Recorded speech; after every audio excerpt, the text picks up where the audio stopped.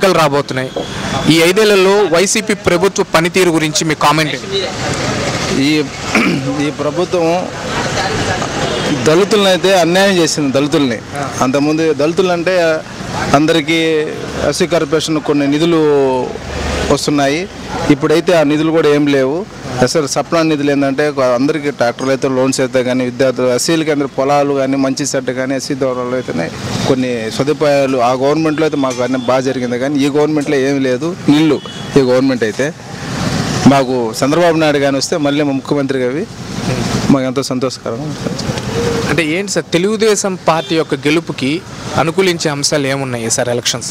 అనుకూలంగా అంటే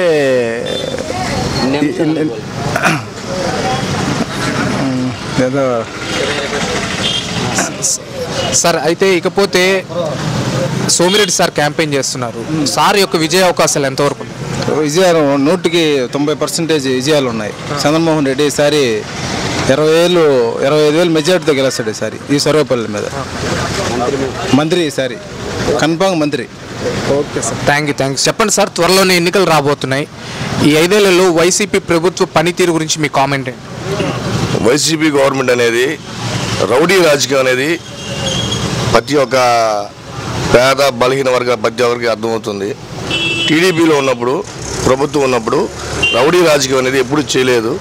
చంద్రబాబు నాయుడు గారు ఏంటంటే సామాన్యంగా ప్రతి ఒక్క ప్రజల్ని సొంత కార్యకర్తల్ని అందరిని బిడ్డలా చూసుకున్నారు. ఇదంతా ఇప్పుడుండే వైసీపీ ప్రభుత్వంలో అంతా రౌడీ రాజకీయం అనేది ఎక్కువైపోయింది. మాకు దౌర్జన్యాలు ఏదైనా మాట్లాడితే కేసులు పెట్టాలి. ఇప్పుడు నేను మాట్లాడుతాను, రేపు కేసు పెట్టచ్చు, ఆ విధంగా ఉంది. అయితే ఓవరాల్గా ఈసారి స్టేట్ వైడ్ ఏ పార్టీ గవర్నమెంట్ ఫామ్ చేస్తే ఇప్పుడున్న ప్రాబ్లమ్స్ మనకు ఉండవని చెప్పి మీరు భావిస్తున్నారు? టీడీపీ గవర్నమెంట్ ఫామ్ అయితే బడుగు బలహీన వర్గాల ప్రతి ఒక్కరికి సమాన పరిపాలన చేస్తారు. ప్రతి ఒక్కరికి పథకం అనేది ఆయన చంద్రబాబు నాయుడు పెట్టింది. ప్రతి ఒక్క పథకం ప్రతి ఒక్క సామాన్యుడికి అందుతుంది.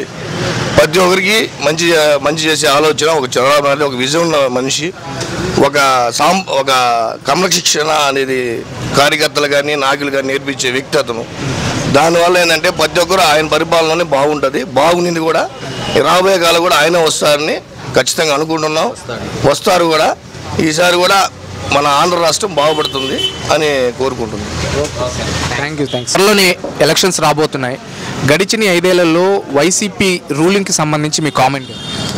గడిచిన 5 ఏళ్లలో వైసీపీ మొదటి చేసిన పని ఏంటంటే అందరికీ నిరుద్యోగుల్ని ముంచిపారేసింది. ప్రతి సంవత్సరం జాబ్ క్యాలెండర్ నుంచి ఒక్కసారి కూడా నిరుద్యోగుల వైపు చూడకుండా నిరుద్యోగులను అన్యాయం చేసింది. మీ అందరూ నేను ఒక నిరుద్యోగిని. ఈసారి నేను ఆలోచించేదంటే నెక్స్ట్ ప్రభుత్వం నారా చంద్రబాబు నాయుడు నేతృత్వంలో ఏర్పడాలని కోరుకుంటున్నా. సార్ అయితే తెలుగుదేశం పార్టీ యొక్క గెలుపుకి అనుకూలించే అంశాలు ఏమై ఉంటాయి అనుకుంటున్నారు? తెలుగుదేశం పార్టీకి గెలుపుకి చాలా రకాలైన అంశాలు ఉన్నాయి. ఫస్ట్ వచ్చి నిరుద్యోగులందరం మేము తెలుగుదేశం మద్దతు తెలుపుతున్నాము. తర్వాత మహిళల పట్ల సంపూర్ణ మద్యపాన నిషేధం అన్నాడు, ఎక్కడ దాన్ని అమలుపరచలేదు. సో దాన్ని ఆలోచిస్తే మహిళలు కూడా ఈసారి తెలుగు ప్రభుత్వం వైపు మొగ్గు చూపుతారని భావిస్తున్నా. సార్ అలాగే నందమూరి వంశం నుంచి బాలయ్య బాబు గారు కానీ నారా లోకేష్ గారు క్యాంపెయిన్ చేస్తున్నారు. వాళ్ళ ఇన్ఫ్లుయెన్స్ జనాల మీద ఈసారి ఎంతవరకు ఉంటుందంట? ఖచ్చితంగా నారా లోకేష్ గారి యువగలం అనేది ఈసారి ఆంధ్ర రాష్ట్ర ప్రజల వైపు చాలా ఆకర్షించాడు. మా భావితర నాయకుడు కూడా భావిస్తున్నాం నారా లోకేష్ని పార్టీ తరఫున.